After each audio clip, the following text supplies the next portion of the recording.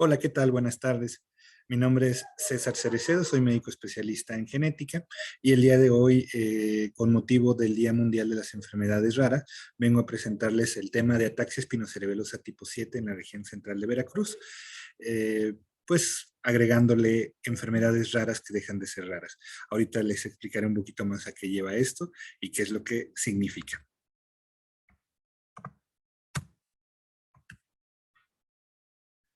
Bueno, de entrada y como manera introductoria quisiera hablarles del movimiento voluntario. Hay que recordar que todo movimiento voluntario que nosotros realizamos tiene ciertas características que lo vuelven coordinado, como es tener una velocidad específica, una amplitud, una intención, un ritmo, una secuencia, una intensidad y una dirección. Cuando todo esto está modulado es que podemos nosotros tener un movimiento voluntario que podemos referir como coordinado. Si se alteran alguna de estas características o estas características, el movimiento puede perder, puede tener una velocidad inconstante, puede tener una amplitud incorrecta, puede tener un sentido incorrecto o un ritmo inadecuado, y eso llevarnos a que pueda haber ciertas alteraciones. Hay que recordar que esta coordinación que se da del movimiento, pues depende o tiene mucho que ver con el sistema nervioso central, específicamente con el cerebelo, que es el encargado de integrar esta información y poder lograr que el movimiento voluntario cumpla con la característica de ser coordinado. Si tenemos algún daño en el cerebelo que va a afectar las características del movimiento, pues podemos presentar un movimiento que pierde la característica de ser coordinado y se vuelve descompuesto o con irregularidades. A esto es a lo que llamamos ataxia, cuando hay un daño cerebeloso que lleva a una pérdida de la coordinación, que va a incluir a toda la movilidad voluntaria, tanto extremidades, marcha, como inclusive movimientos oculares, del habla, de la deglución, y a eso es lo que vamos a llamar ataxia cerebelosa. La ataxia cerebelosa es un síntoma que, como bien explicamos, lo vemos al evaluar a los usuarios, a los pacientes clínicamente como una alteración, como una incoordinación que nos puede recordar mucho al estado de ebriedad, porque finalmente una persona que está en estado de ebriedad va a tener incoordinación y va a ser un tipo de ataxia. Por lo tanto, nos queda claro que la ataxia cerebelosa puede tener múltiples etiologías que pueden ser desde algunas infecciosas, autoinmunes, neoplásicas, intoxicaciones como la del alcohol que hablábamos, o inclusive tener un origen genético. El inicio de los síntomas de las personas cuando tienen ataxia pueden tener diferente forma de presentación. Pueden ser insidiosos, es decir, presentarse poco a poco y de manera gradual, tanto que a veces no son notados por las personas. Pueden ser súbitos o inclusive pueden es decir, aparecer de un momento a otro, inclusive pueden ser esporádicos, que de pronto se presentan y de pronto se ausentan los síntomas. Y esta es como la forma de presentación del síntoma de ataxia. Cada caso puede tener diferente etiología, por lo tanto, diferente forma de inicio, diferente forma de progresión. Inclusive algunas pueden ser agudas y empeorar súbitamente, algunas subagudas con un periodo de evolución de algunas semanas y algunas crónicas cuando el periodo de evolución de la ataxia toma varias semanas y es inclusive durando años, ¿no? Es una progresión que vamos a llamar crónica. Entonces, el síntoma de ataxia puede tener diferentes características con base en su forma de inicio, la velocidad de progresión, el modo de progresión y la causa o la etiología que la esté provocando. De entrada, aquí les muestro el video de un paciente con movimiento descoordinado. Aquí estamos valorando el movimiento alternativo de pronación-supinación y podemos ver cómo se encuentra descontrolado, descompuesto, de tal manera que se ve irregular, torpe, con un ritmo inadecuado en la velocidad de los movimientos. De igual manera, otra de las áreas que son afectadas es el control o el cálculo de las metrías, de las distancias. Al evaluar a este usuario podemos ver cómo tiene un cálculo inadecuado al pedirle que toque el dedo, su nariz y el dedo del explorador, y cómo a veces se queda un poquito corto, a veces se pasa, y cómo se sigue evidenciando ese movimiento que no tiene el ritmo adecuado. Y bueno, al pedirle que realice la marcha, se ve una marcha totalmente alterada por esta descoordinación, que como vemos no solamente es tema de miembros superiores, sino que de igual manera está afectando a los miembros inferiores, limitando y generando alteraciones considerables en la marcha.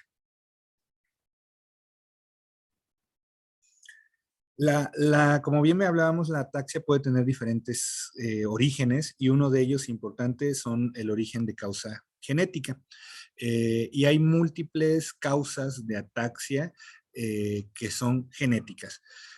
Empezaré hablándoles que hay muchos síndromes o condiciones genéticas que pueden, entre todas las características que tienen, llegar a presentar ataxia.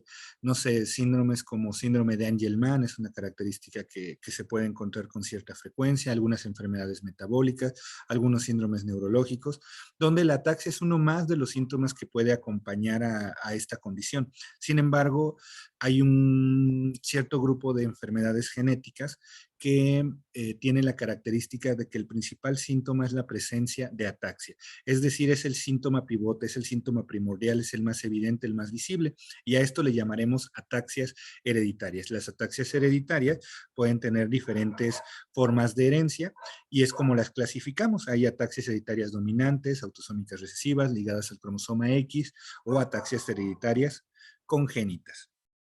Eh, Aterrizando un poquito más esta idea, las ataxias hereditarias es un grupo de enfermedades genéticas cuyo principal síntoma es la presencia de ataxia. Suelen tener un curso progresivo y crónico y suelen deberse a una disfunción en el cerebelo y sus sistemas asociados. Las lesiones de los cordones espinales tampoco son raras y presentan alteración en la sensibilidad periférica o de algunos otros sistemas en muchos casos. Como bien hablábamos, las podemos clasificar por modo de herencia en dominantes, recesivas o ligadas al cromosoma X. Esta es una tabla muy desactualizada, pero que sí nos permite dar una idea de que existe una gran cantidad de ataxias hereditarias, no solo una, dos, sino existen decenas, y cada una de ellas tiene características clínicas particulares y está asociado a mecanismos moleculares en muchos casos distintos o en genes o zonas distintas. Cada ataxia hereditaria, bueno, las ataxias hereditarias son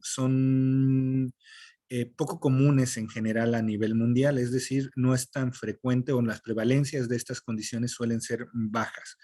La ataxia más común es la ataxia de Friedreich o de Friedrich, que tiene una prevalencia de 1 en 40,000. Como vemos, es una enfermedad que podemos considerar rara, con muy baja prevalencia comparado con muchas otras condiciones, pero pues no es la más rara, es la más frecuente. Y así hay un grupo, bueno, más bien hay otra como la ataxia telangiectasia que tiene una prevalencia muy similar, pero bueno, es más, esa es propia de los niños. Ataxia de Friedreich es más común en la adolescencia y edad adulta, y algunas otras como la ataxia con apraxia ocular que vemos una prevalencia menos de 1 por 100,000. Esto es para ver cómo, para ejemplificar cómo cada ataxia, a pesar de que son muchas, tienen una prevalencia propia y pueden ser algunas más raras que otras, pero básicamente todas las ataxias hereditarias se pueden considerar como una enfermedad rara. Bueno, recordando que la definición de enfermedad rara es una enfermedad con baja prevalencia, específicamente en México y desde una perspectiva legal, menos de un caso por cada 2,000 habitantes o 5 por cada 10,000, que bueno, lleva a lo mismo. De esta tabla quiero resaltar lo que pongo ahí como ataxias espinocerebelosas.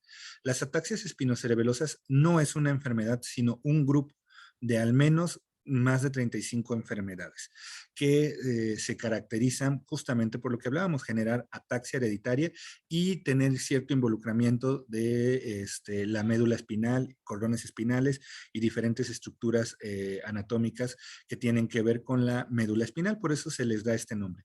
Repito, son más de 30 como grupo, y aún como grupo representan una prevalencia de 5 a 7 por cada 100,000 habitantes, es decir, son enfermedades que como grupo son raras y que de forma individual pues podemos considerar como enfermedades ultra raras. Sin embargo, cada localidad, cada región, cada país tiene diferente prevalencia de este grupo de enfermedades.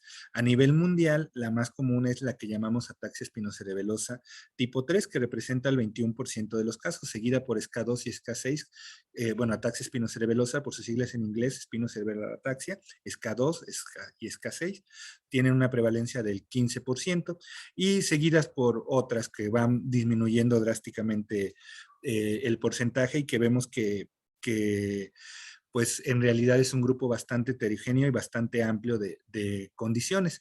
Y cada una de estas escalas, de estas ataxias, puede tener una prevalencia distinta en cada una de las regiones del mundo, como pues se muestra en este mapita. Hay regiones como tal vez India, donde vemos que SCA2 es la causa identificable más frecuente, pero tenemos otros muchos lugares donde SCA3 es la predominante, ¿no? Y así, por ejemplo, en Brasil, ¿no? Es muy claro cómo SCA3 predomina sobre otras, pero cada región tiene sus propias características. Con respecto a México, existe el antecedente de una publicación del año 2007, publicado por la doctora Alonso, donde al hacer un análisis dentro del Instituto Nacional de Neurología de los casos de ataxias espinocerebelosas presentes en la población que ellos atienden, lograron determinar que la causa de ataxia espinocerebelosa más frecuente en mexicanos era la ataxia espinocerebelosa tipo 2 o SCA2, seguida por SCA3, SCA10 y resalta por ahí SCA7, que representa el 7%. La resalto a lo mejor todavía sin sentido, pero más adelante le daré sentido a esto. Resalta que SCA7 tiene una prevalencia del 7% en la población mexicana. Eso es esperado, ya que se calcula que SCA7 representa del 1 al 10% de los casos de ataxias espinocerebelosas a nivel mundial. Lo que llama particularmente la atención en este reporte, en este artículo, es que de las familias que detectaron con ataxia espinocerebelosa tipo 7, de las 7 detectadas, 6 eran originarias de una misma área geográfica, que específicamente es la región central de Veracruz. Eh, eh, pues estos antecedentes y el trabajo que colaborativo que se venía realizando en el temas de ataxias hereditarias en el Instituto Nacional de Rehabilitación llevó a que en el 2012, en colaboración con el Centro de Investigación y Rehabilitación de Ataxias Hereditarias de Holguín, Cuba, acudieran a la localidad de Tlaltetela, localidad que familias de esa misma región había reportado al Centro de Investigación y Rehabilitación de Ataxias Hereditarias, el CIRA, que había una gran cantidad de pacientes con ataxia en esta comunidad, específicamente o resaltando más la comunidad o el municipio de Tlaltetela. A partir de entonces se hicieron campañas de diagnóstico molecular a individuos sintomáticos, a personas que tenían síntomas de esta condición, y se logró establecer el diagnóstico molecular, el diagnóstico clínico de esta condición. Ahorita les voy a explicar un poquito más de qué es de lo que estoy hablando, pero se los cuento como un antecedente. Y bueno, a partir de entonces el grupo del Instituto Nacional, liderado por el Instituto Nacional de Rehabilitación, ha llevado programas de atención y asistencia a los usuarios en colaboración con muchas otras instituciones, como a la cual trabajo actualmente, como que es el Centro de Rehabilitación de Rehabilitación e Inclusión Social de Veracruz, el CRISVER, y pues es una de las instituciones que también apoya junto con el Instituto Nacional de Rehabilitación a la atención de los pacientes con SCA7 desde el 2012. Pero bueno, antes de continuar y de seguir dando información respecto específicamente a esta enfermedad, que detectamos en Tlaltetela, pues se hizo un análisis, un estudio, y logramos calcular que en algunos municipios de la región central de Veracruz existía una elevada prevalencia comparada con las reportadas a nivel mundial, llevando a que, por ejemplo, en Tlaltetela existiera una prevalencia de 817 personas con la condición por cada 100,000 habitantes. Está adaptado a esta escala de 100,000 habitantes, no es que haya tantos habitantes en Tlaltetela, porque son las medidas de unidad que se han usado para medir la prevalencia a nivel mundial de este tipo de ataxia. Entonces, si comparamos que la prevalencia mundial de ataxia espinocerebelosa tipo 7 es de 0.3 por cada 100,000 habitantes, y aquí estamos encontrando 817 por cada 100,000 habitantes, estamos hablando de una prevalencia extremadamente alta comparada a la esperada, sumado a que si nosotros hacemos el cálculo de a cuánto corresponde, estamos teniendo un valor con el cual ya no encaja. Ya no podemos decir que es una enfermedad rara en ciertas regiones porque está sobrepasando el valor de prevalencia para ser considerada enfermedad rara.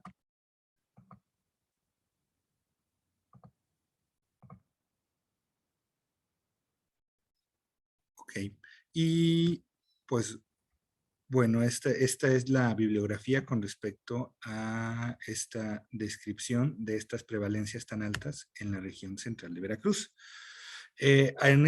Obviamente esta información que fue publicada ha venido actualizándose y ha venido cambiando con los años. Actualmente tenemos conocimiento de aproximadamente 129 casos en la región pertenecientes a más de 20 familias, con aproximadamente 90 individuos finados conocidos con síntomas de SK7. Entonces estamos hablando de que pues sí vemos un número considerable de pacientes afectados y que no solamente tienen que ver con el municipio de Tlaltetela que inicialmente les comentaba, sino con la región central de Veracruz.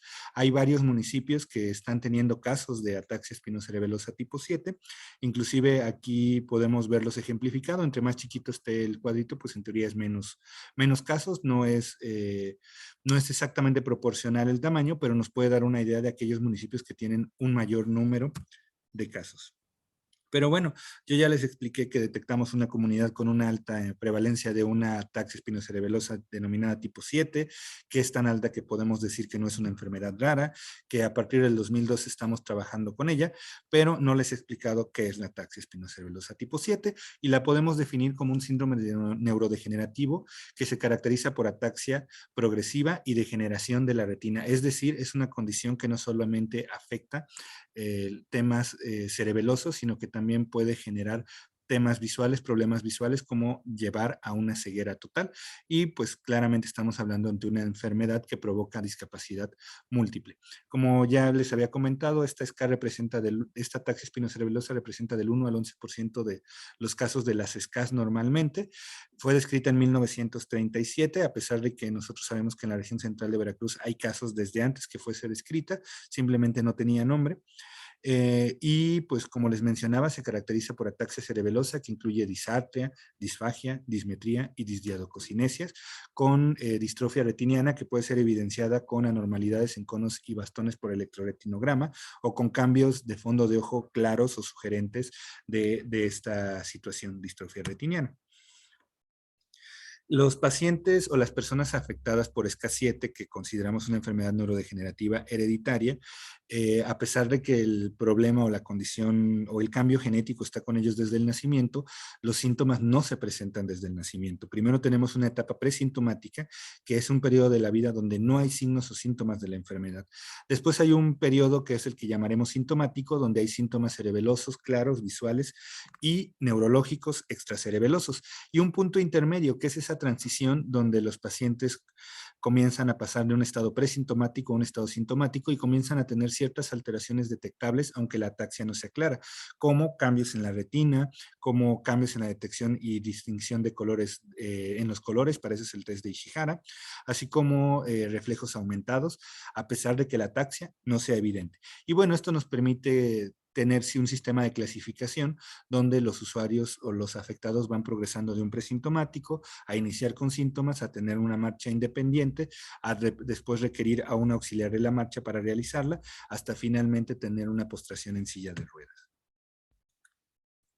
Actualmente nosotros debemos sospechar de que existe ataxia espinocerebelosa tipo 7 si tenemos características hereditarias compatibles con el modo de herencia de esta condición, sumado a una ataxia progresiva que incluye, como ya habíamos visto, disartria, disfagia, dismetría y disdiadococinesia, combinado con una demostración de alteraciones a nivel de conos y bastones. Esta suma de factores nos debe hacer sospechar de que estamos ante ataxia espinocerebelosa tipo 7.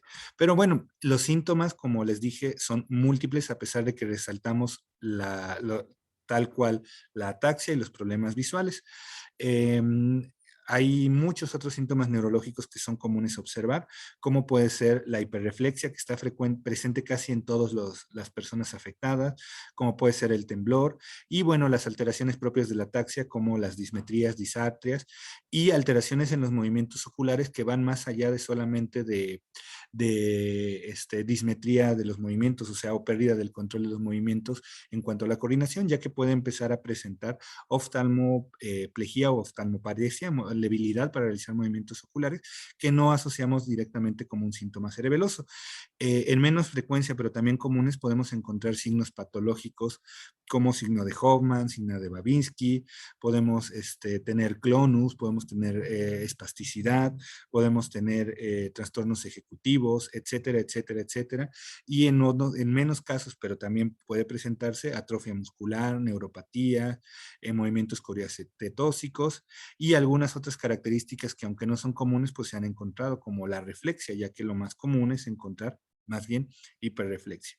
Una cuestión interesante que bueno, estos son datos de nuestra población específico que ya han sido publicados.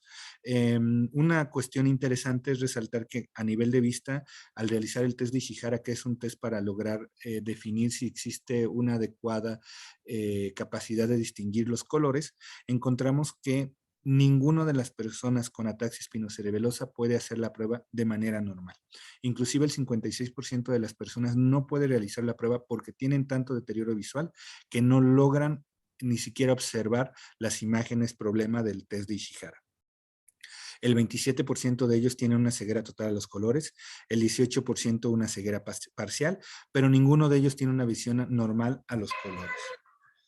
En este video les voy a mostrar a un usuario con ataxia espinocerebelosa tipo 7, donde podemos ver sus alteraciones en la marcha. No evidenciamos otras cuestiones en esta imagen, más allá de que presenta un desequilibrio en su marcha. Muy bien. En esta podemos ver las alteraciones en las metrías, tiene dismetrías, tiene temblor, y pues es incapaz de realizar la prueba nariz-dedo porque tiene una ceguera importante el usuario y no puede realizarla. De igual manera, les explicaba que pueden aparecer síntomas como oftalmoplejía, que limitan la movilidad de los ojos de los usuarios. Ahí se le pide primero que levante los ojos, los levanta apenas un poco, que los lleve a la derecha, a la izquierda, y tiene muchas limitaciones para poder hacerlo. Ahí se le pide que primero lo haga a su derecha, después a su izquierda, después una mirada superior, después una mirada inferior. Podemos ver que los movimientos son lentos, además de que son incompletos. ¿Cuáles son los puntos claves para sospechar clínicamente ataxia espinocerebelosa? Síntomas neurológicos simétricos, antecedentes de casos similares en la familia, un inicio o una instalación insidiosa, así como un curso lentamente progresivo y degenerativo.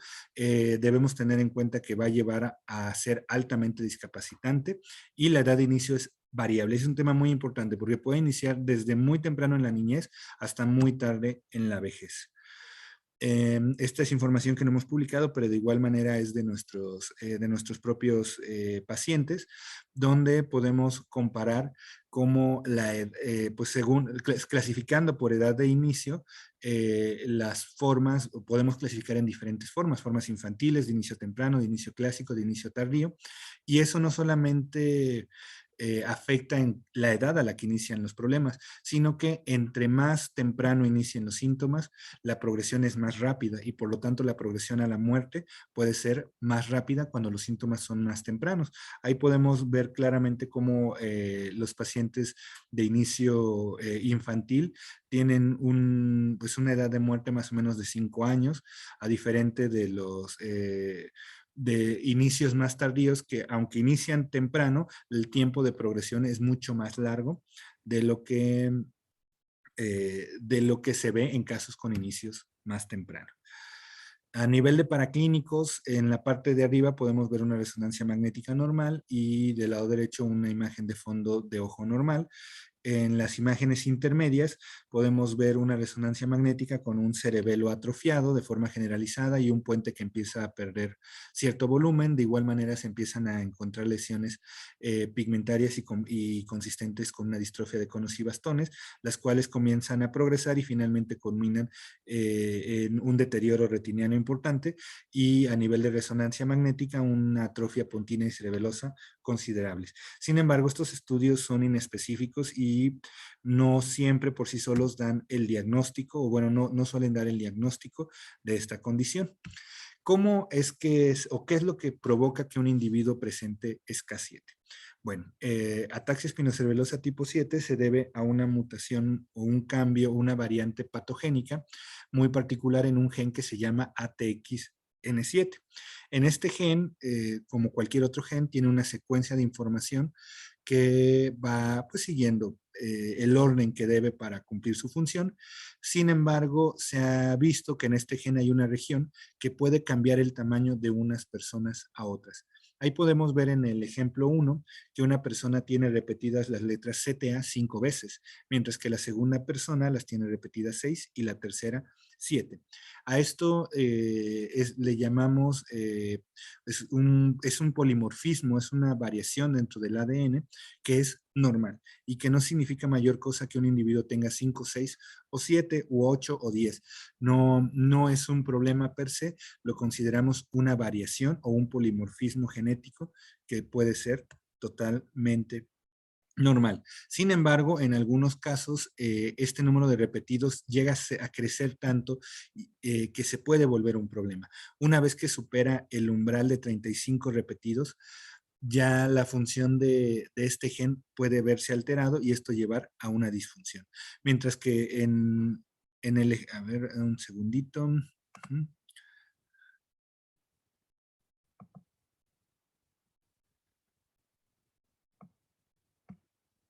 Ok, espero que ahí vean mi cursor.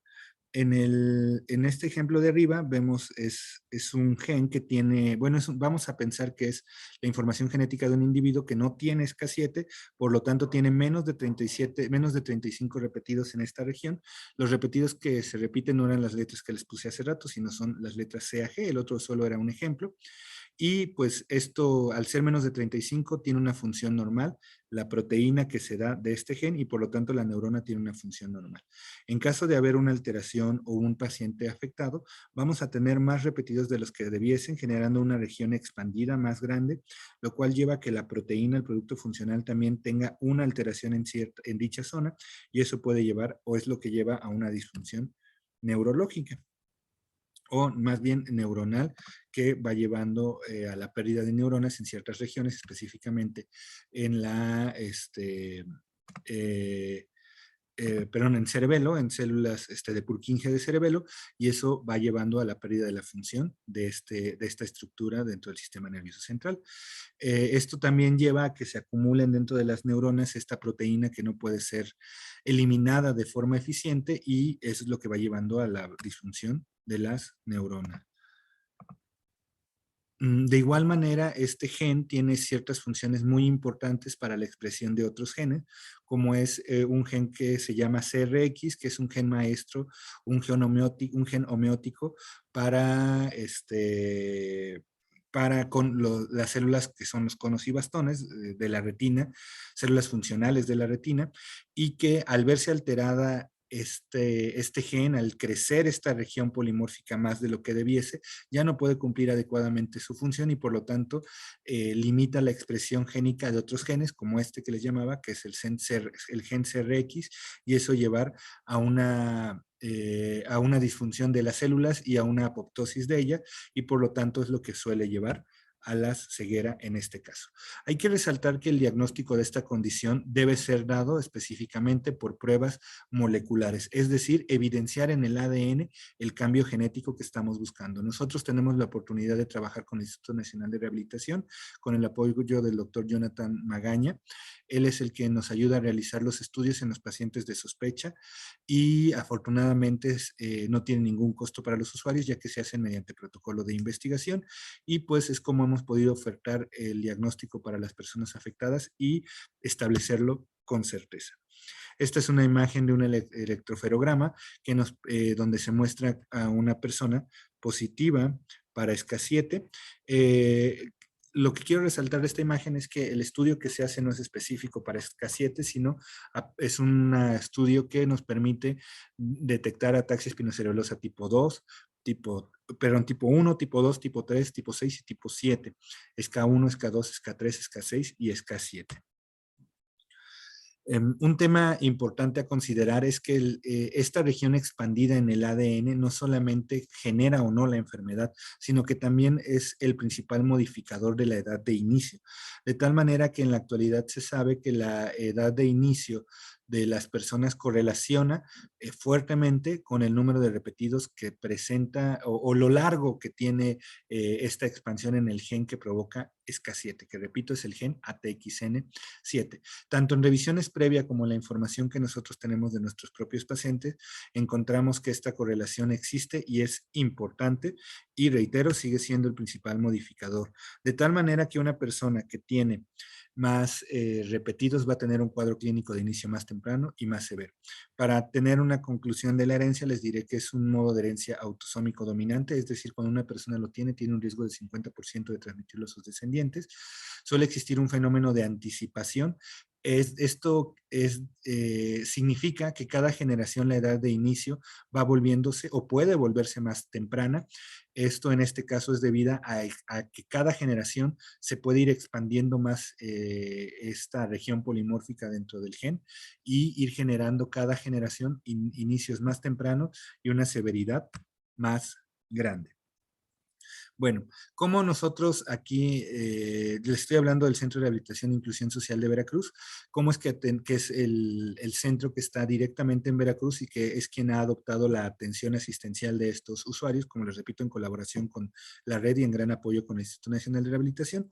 Pero bueno, finalmente nosotros como centro de rehabilitación tenemos un manejo multidisciplinario para estos pacientes que incluye medicina de rehabilitación, genética, nutrición, oftalmología, psicología, trabajo social y así como trabajo con las redes de apoyo tanto familiares como de los municipios y las comunidades.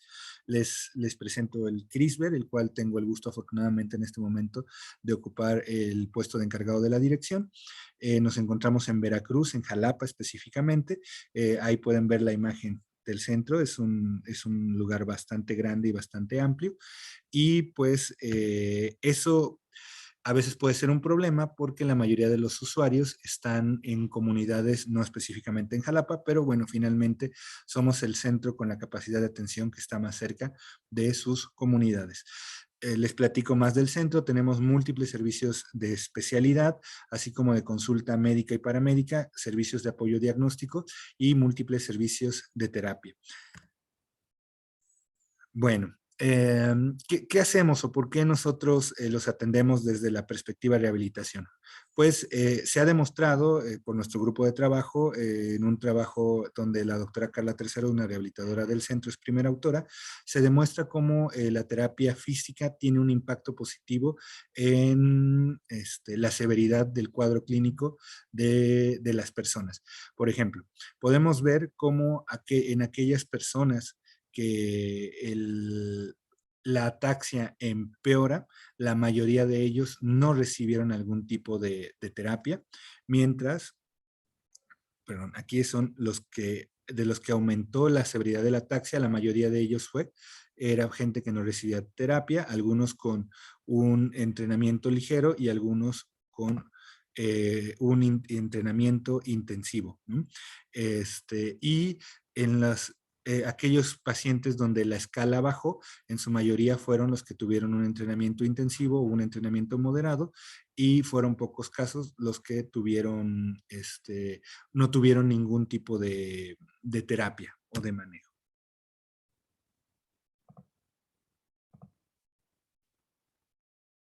Pero el problema de la ataxia espinocerebelosa tipo 7 no se queda ahí, y es por eso que resalto en el título cuando dejan de ser raras. Porque a pesar de que tenemos un cierto número de casos, ese número de casos es muy probable que siga creciendo, ya que pertenecen a familias donde hay más individuos que tal vez son jóvenes y todavía no inician con síntomas o que todavía no empiezan su periodo reproductivo.